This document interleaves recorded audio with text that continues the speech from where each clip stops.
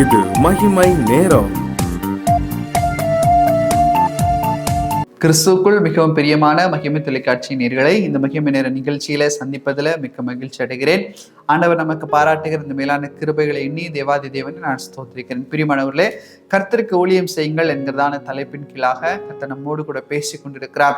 விலங்குகளும் பறவைகளும் கர்த்தருக்கு ஊழியம் செய்ததை வேத வசனத்தின் மூலமாக நாம் தியானித்து கொண்டு வருகிறோம். அந்த பிரகாரமாக இன்றைக்கு நாம் தியானிக்க இருக்கிறதான தலைப்பு லூக்கா 10வது அதிகாரம் 34வது வசனத்திலே ஒரு அருமையான ஒரு விலங்கை குறித்து சொல்லப்பட்டிருக்கிறது. மறுநாளிலே கிட்ட வந்து அவனுடைய காயங்களில் எண்ணெயும் திராட்சரசமும் வார்த்து காயங்களை கட்டி அவனை தன் சுய வாகனத்தின் மேல் ஏற்றி சத்திரத்திற்கு கொண்டு போய் அவனை பராமரித்தான் என்று சொல்லப்பட்டிருக்கிறது. இந்த இடத்துல நல்ல சமாரியானை குறித்து நமக்கு சொல்லப்பட்டிருக்கிறது. நல்ல சமாரியனை குறித்து நம்ம எல்லாருக்கும் தெரியும். நாம் ஒவ்வொருவரும் நல்ல சமாரியனை போல இருக்க வேண்டும்.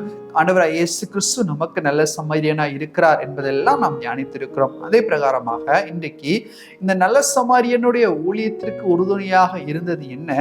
அந்த ஒரு சுய வாகனம் என்று சொல்லப்பட்டிருக்கிறது. அந்த சுய வாகனம் என்ன என்று சொல்லி பார்ப்போமானால் அது ஒரு கழுதையை குறிக்கிறது. ஒரு கழுதையானது சுய வாகனத்திற்கு எடுத்துக்காட்டு. தன்னுடைய சுய வாகனமாகிய கழுதையின் மேல் அந்த மனிதன் ஏற்றுக்கொண்டு அவன் எங்கு செல்கிறான்?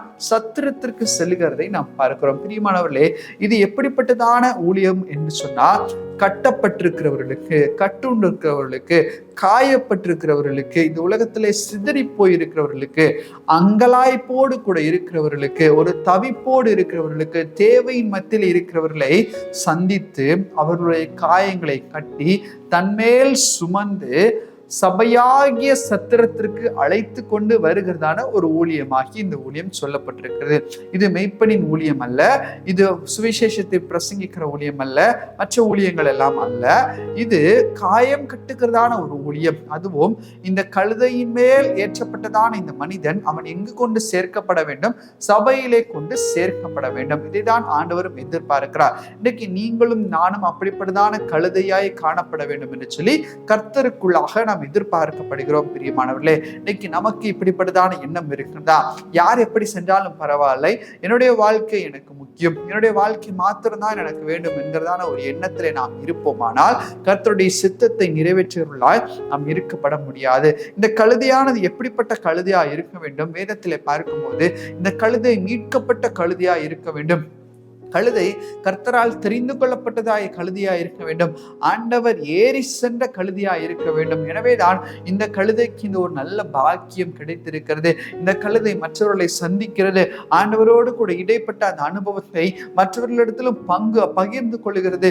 எனவேதான் மற்ற எல்லாவற்றையும் சந்தித்து யார் யார் எப்படிப்பட்ட இடத்துல சிதறி கிடக்கிறார்களோ, ஆங்காங்கே கிடக்கிறார்களோ, அவர்கள் அனைவரையும் அழைத்து கொண்டு வந்து ஆண்டவருடைய சமூகத்தை சேர்க்கிறதான ஒரு நல்ல கழுதையாக இது காணப்படுகிறதை நாம் பார்க்கிறோம். அது மாத்திரமல்ல, நல்ல திராட்சை குலையிலே நாட்டப்பட்டதான கழுதையாக, கர்த்தருக்காக வாய் திறந்து பேசுகிற கழுதையாக இந்த கழுதை காணப்படுகிற. வேதத்துல அநேக கழுதைகளை நாம் பார்க்கிறோம். கழுதைகள் அநேக ஊழியங்களை செய்திருக்கிறது. அதிலும் பிரதானமான ஊழியம் இந்த காயம் கட்டுகிறதான ஊழியம். சுய வாகனமாகிய இந்த கழுதை தன்னை ஒப்பு கொடுத்தது. எதற்கு?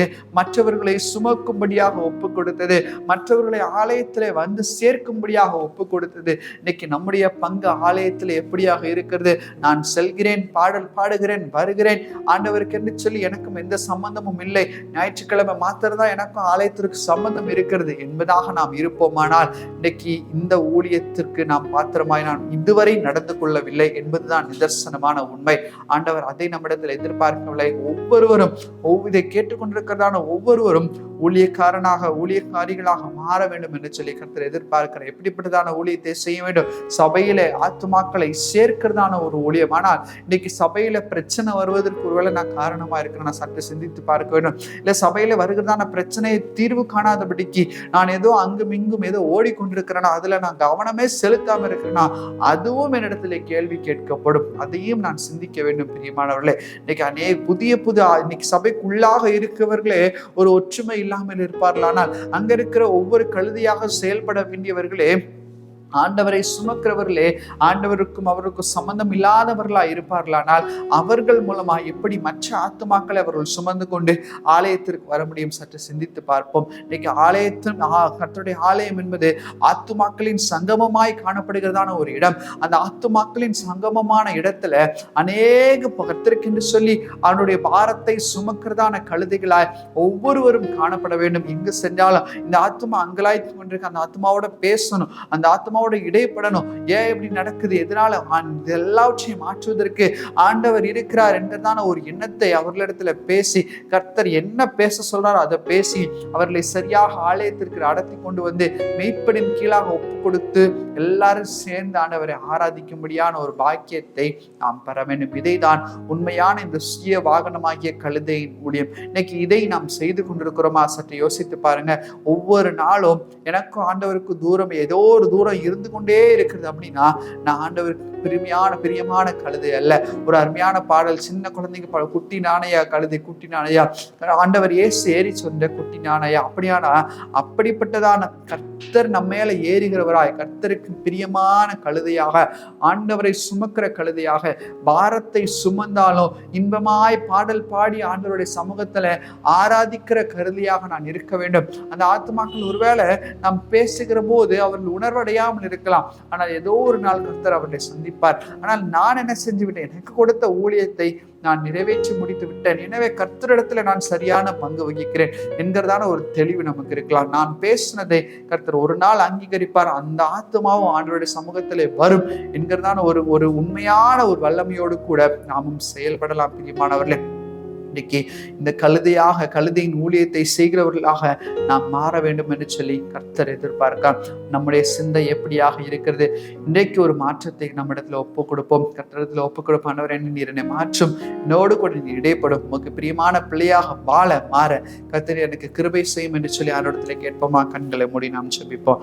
எங்களை நேசிக்கிறதான நல்ல பிதாவே, உண்மை நோக்கி பார்க்கிறோம் சாமி. ஆண்டவரே, உண்மை சுமக்கிற ஒரு கழுதையாக நாங்கள் மாற கர்த்தாவே நீர் கிருபை செய்யுங்க. ஆண்டவரே, அலசடிப்பட்டிருக்கிற ஆத்துமாக்களை சுமந்து கொண்டு அவனுடைய சமூகத்தை சேர்க்கிற ஒரு கழுதையாக மாற கர்த்தாவே நீர் எங்களுக்கு கிருபை செய்யா ஜெபிக்கிறோம். பரலோகத்தின் தேவன் ஆண்டவரே, இதை பார்த்து கொண்டிருக்கிறதான ஒவ்வொருவருக்கும் சபையிலே அவருடைய பங்கு என்ன என்பதை, முக்கியமான பங்கு என்ன என்பதை உணர்ந்து கொண்டு செயல்படுகிறவர்களாய் ஆவியானவர் நீர் மாற்றும்படியாக ஜெபிக்கிறோம். அப்பா, ஒருவருக்கே துதி கன மகிமை நாங்கள் ஏறெடுக்கிறோம். மீட்பராம் இயேசுவின் மூலம் ஜெபிக்கிறோம் எங்கள் ஜெபங்களும் நல்ல பிதாவே. ஆமென், ஆமென்.